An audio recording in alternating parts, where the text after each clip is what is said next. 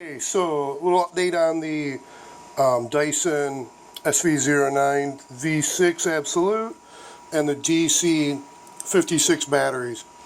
DC56 battery, I guess I'll start there. Tested good, all the cells are low, they're 3.3, but individually each cell's good. So I'm thinking just exactly like Dyson said, great web page. The battery just needs to be charged. So now I'm a little more thinking I might order a battery, and this would be more likely the battery pack where I'd update to the 26650 cells.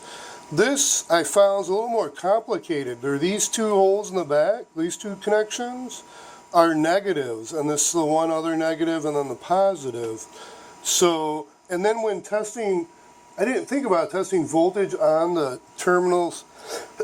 Similarly, in between positive and negative on the actual machine, there must be either a capacitor, maybe a battery, but they're testing 14.4 volts.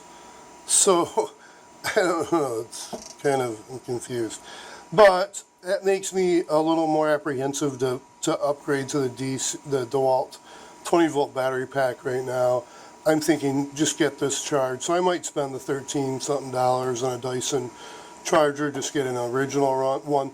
And when I get that, I can just verify also if there's anything special regarding the charging. Now, in regards to the SV09 battery pack, this one actually I found the one cell was 0 volts. All the other cells tested great. They're 4.1, but something zeroed out caused that to, I guess it goes open? Went open, so I don't know what the deal is with that cell.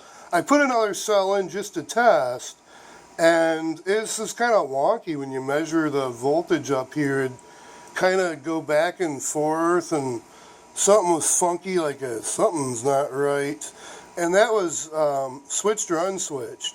So I would have to test this board more, and this one is definitely going to be, actually I put the female spade connectors. Did I do that? No, I just actually touched the wires.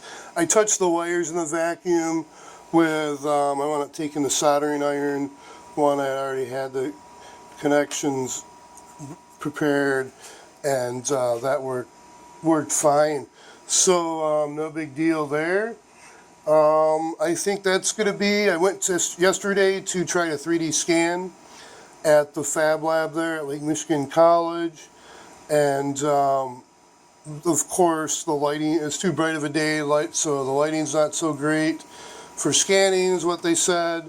So maybe wait till next month, the next Maker Monday, which is, it's okay to me. I mean, with me, I mean, it's pretty much free, so you know, it's how can you beat that unless you get some, you know, help and you're paying for materials or, you know, using the machines or something. It's totally excellent price. So I highly recommend, and they've got a bunch of, it's cool to see they're filling up all their classes too. So that's really awesome. And you know, if you have in your community a makerspace, totally support it, you know, and use those resources if you don't have your own.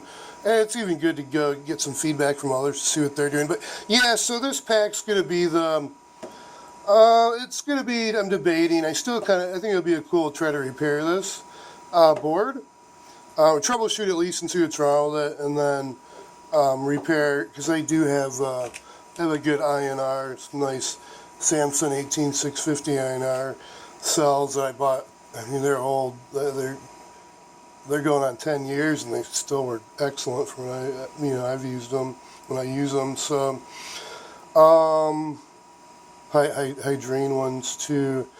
So anyways, okay, I just wanted to have that as an update, and I'm going to see if I can do photogrammetry here with a webcam, mesh mixer, I forget what the different apps are, they're new to me, so I have to see if I can do that. Otherwise I was Fusion 360 out a battery pack and get that 3D printed, so then I can merge that to this style. I think these are open source. I can find this base, and then I got to figure out what momentary contact switch. It's high enough current for what I find the Dysons are spec to, so I can still use that trigger. Okay, anyways, Be safe, stay healthy, and until next time, learn something new.